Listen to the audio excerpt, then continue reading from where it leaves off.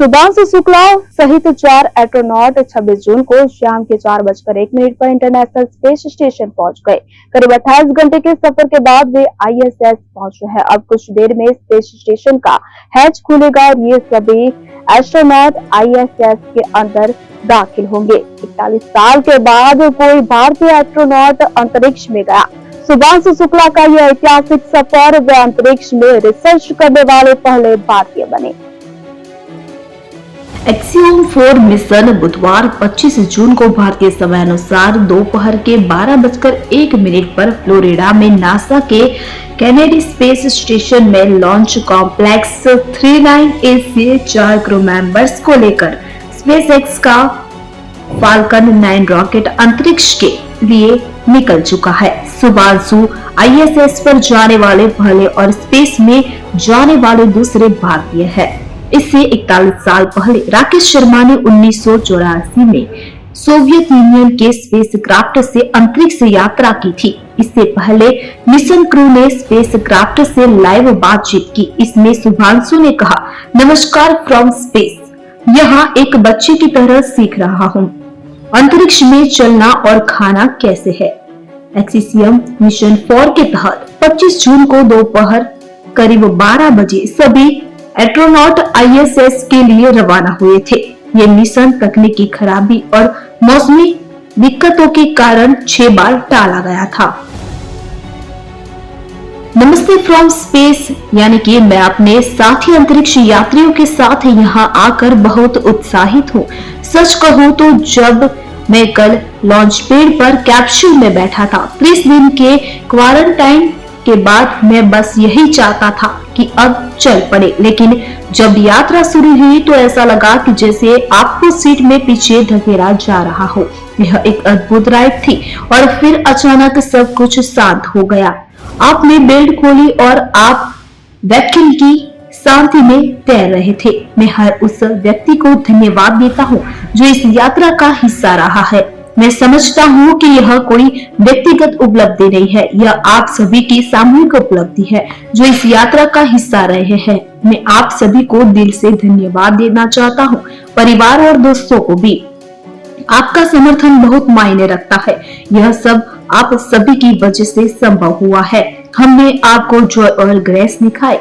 यह हंस है कि एक बहुत ही महत्वपूर्ण प्रतीक। यह बहुत प्यारा लगता है, लेकिन हमारे भारतीय संस्कृति में हंस बुद्धिमत्ता का प्रतीक है।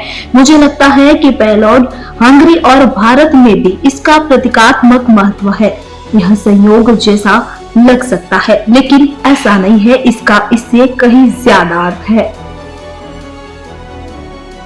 जब हम वैक्यूम में लॉन्च हुए तब मुझे बहुत अच्छा नहीं लग रहा था, लेकिन कल से मुझे बताया गया है कि मैं बहुत सोया हूँ, जो एक अच्छा संकेत है। मुझे लगता है कि यह एक शानदार संकेत है। मैं इस माहौल में अच्छी तरह से ढल रहा हूँ, दृश्यों का आनंद ले रहा हूँ, पूरे अनुभव का आनंद ले रहा हूँ। इस बच्चे की तरह सीख रहा हूँ। एक नए कदम चलना, खुद को नियंत्रित करना, खाना, सब कुछ। यह एक नया वातावरण है, नई चुनौती है और मैं अपने साथी अंतरिक्ष यात्रियों के साथ इस अनुभव का बहुत आनंद ले रहा हूँ। गलतियां करना ठीक है, लेकिन किसी और को गलती करने देखना और भी बेहतर है। यहाँ ऊपर बहुत मजेदार समय रहा है। बस इतना ही कहना चाहता हूँ कि आप सभी को इसे संभव बनाने के लिए बहुत बहुत धन्यवाद। मुझे यकीन है कि हम यहाँ बहुत अच्छा समय बिताएंगे। अंतरिक्ष यान को स्पेस स्टेशन तक पहुंचने में कई तरह की चुनौतियों का सामना करना पड़ सकता है, जिसमें मुख्य रूप से अंतरिक्ष यान की खराबी, अंतरिक्ष में नेविगेशन की समस्या और अंतरिक्ष यात्रियों के स्वास्थ्य से जुड़ी समस्याएं शामिल है। लॉन्च के दौरान या रास्ते में अंतरिक्ष यान के सिस्टम में खराबी आ सकती है, जैसे कि इंजन की खराबी, ईंधन का रिसाव या संचार प्रणाली में समस्या। स्पेस स्टेशन तक पहुंचने के लिए स्टैटिक नेविगेशन की आवश्यकता होती है। अगर अंतरिक्ष यान सही दिशा में नहीं है या अपनी गति को नियंत्रित नहीं कर पा रहा है, तो यह स्पेस स्टेशन से चूक सकता है। अंतरिक्ष में कम गुरुत्वाकर्षण के कारण अंतरिक्ष यात्रियों के स्वास्थ्य पर प्रतिकूल प्रभाव पड़ सकता है।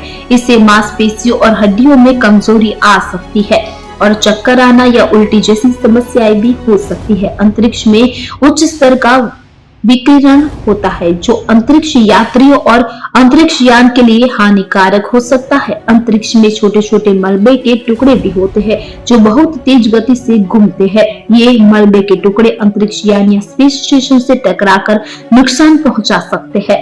इन सभी चुनौतियों के बावजूद वैज्ञानिक और इंजीनियर लगातार काम कर रहे हैं ताकि इन समस्याओं को कम किया जा सके और अंतरिक्ष यात्रियों को सुरक्षित रूप से स्पेस स्टेशन तक पहुंचाया जा सके।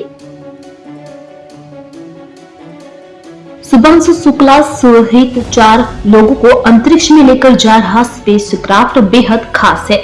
स्पेसएक्स की साइट के अनुसार ड्रैगन अंतरिक्ष यान ने अब तक कुल 51 मिशन पूरे किए हैं और अब इससे अपने 52वें मिशन के लिए उड़ान भरी है। इससे पहले 46 बार यह इंटरनेशनल स्पेस स्टेशन गया है और 31 बार इसने धरती पर वापस आने के बाद फिर से अंतरिक्ष की यात्रा की है। ड्रैगन अंतरिक्ष यान एक बार में 7 अंतरिक्ष यात्रियों को धरती की कक्षा यानी अर्थ ऑर्बिट तक और उससे आगे तक ले जाने में सक्षम है और इसकी सबसे खास बात यह है कि यह न सिर्फ अंतरिक्ष में जाता है बल्कि यह वापस भी आता है और इससे फिर से इस्तेमाल भी किया जा सकता है। ड्रैगन में डेक्ट्रो थर्ड्स लगे हैं और ये थर्ड्स ड्रैगन को किसी ऑर्बिट में रहने के दौरान अपनी दिशा बदलने की भी चुनौती यानी अनुमति देता है। इसके साथ ही इसमें 8 सुपर रैकोज है जो अंतरिक्ष यान के लॉन्च एस्केप सिस्टम को शक्ति प्रदान करते हैं। इसकी ऊंचाई 8.1 मीटर है। यह 4 मीटर चौड़ा है। लॉन्च होते समय इसके पेलोड का वजन 6000 किलो हो जाता है जबकि वापस धरती पर आते समय यह आधा वजन का हो जाता है यानी 3000 किलो का पेलोड।